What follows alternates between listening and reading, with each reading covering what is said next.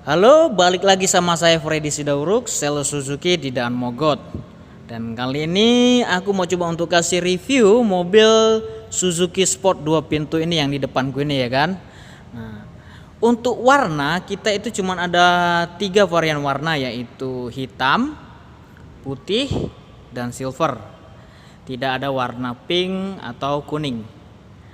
Untuk harga mobil ini, mobil ini kan tipe WD yang buka kanan kiri belakang yang sudah ada AC. Untuk harganya itu kita di harga 162 juta untuk wilayah Jabodetabek. Nah, ini sudah ada AC dan power steering. Kok gelap? Nah, ini sudah ada AC dan power steering. Dan di 2021 ini itu hanya penambahan di bagian apar. Ini aparnya alat pemadam kebakaran. Mobil ini itu 1500 cc dengan penggunaan minimum kita Pertalite, tidak suggest penggunaan di premium. Untuk di bagian depan seperti ini penampakan depannya ada tiga baris lah, 1 2 3, dan ada logo Suzuki yang di sini. Kalau itu ini nameplate ya. Nameplate buat tempat platnya kan, buat tempat platnya. Dan ini itu kita buat apa nih? Buat untuk sambungkan ke towing mungkin ya. Ya buat sambungkan ke towing ini. Ya, betul. Dan di sini kita ada lampunya, lampu utama dan lampu sen. Lampu sennya masih boklam. Nah, untuk di carry pickup ini tidak ada fog lamp ya, tidak ada fog lamp. Nah, untuk free service-nya itu kita sampai 50.000 km ganti oli dan jasa. Untuk detailnya ya kan, itu di 1 bulan pertama, di 6 bulan kemudian, 12 bulan, 18 bulan, terus di angka 30 bulan. Untuk detail free service-nya nanti tengok di kotak deskripsi. Untuk spion kita masih manual, ini belum elektrik, masih manual. Dan ini kita masih anak kunci, di sini masih anak kunci, belum keyless. Dan ini kita sudah power steering ya kan, karena sudah ada AC dan power steering. Ini tempat kita buat taruh kopi. Ini kisi AC-nya 1, 2, 3, dan 4 di ujung. Nah, untuk yang AC itu kita sudah bawaan radio, sudah ada radio. Dan ini pengaturan AC dan kecepatan, dan itu yang apar tadi. Nah, untuk tempat duduk sendiri di New Carry itu dia nggak bisa atur dari reclining, tempat posisi pundak, tapi dia hanya bisa untuk maju mundurkan aja, dan di sini tempat tuasnya di sini tuasnya nih. Nah, ini pengaturan tuas maju mundurnya. Ini tempat duduknya bisa maju mundur. Dan kapasitas mobil ini itu 3 orang. Dulu kalau di 2018 carry pickup yang biasa itu kan tadinya personelingnya itu di tempat duduk ya kan. Kalau carry lama itu hanya kapasitas 2 orang. Kalau ini 3 orang, 1, 2, dan 3. Nah, jadi personelingnya sudah pindah di dashboard. Nah, ini pengaturan sun visornya di sini tidak ada kaca. Dan di penumpang tidak ada sun visor juga kan. Nah, di sini kita ada pegangannya, sana ada pegangan, tapi di bagian sini tidak ada ya. Nah, untuk letak dongkraknya di mana? Letak dongkraknya itu kita di bagian situ, di bawah tempat duduk penumpang, itu ada dongkraknya.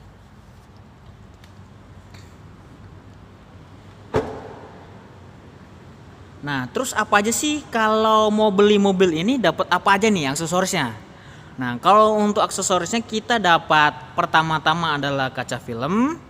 itu 60, ketebalannya merek SolarGuard ya kan.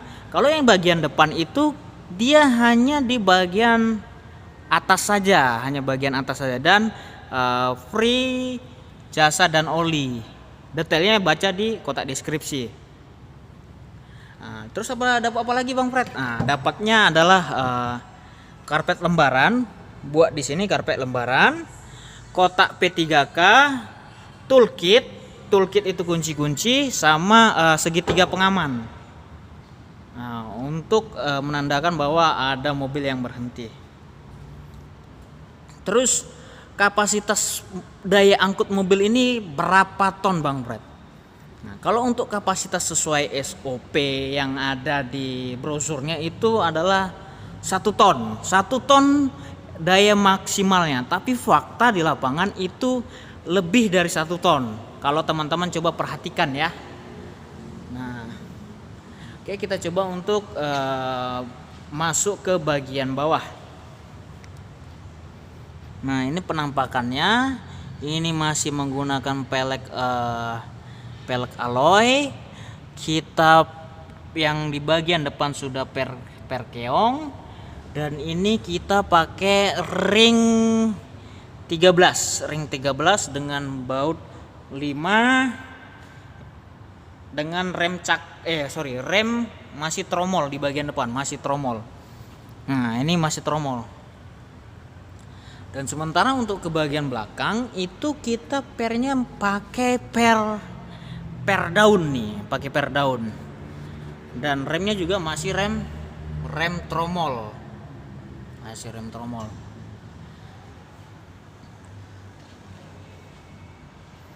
Terus apa sih fitur yang diharapkan atau fitur yang kurang di mobil ini?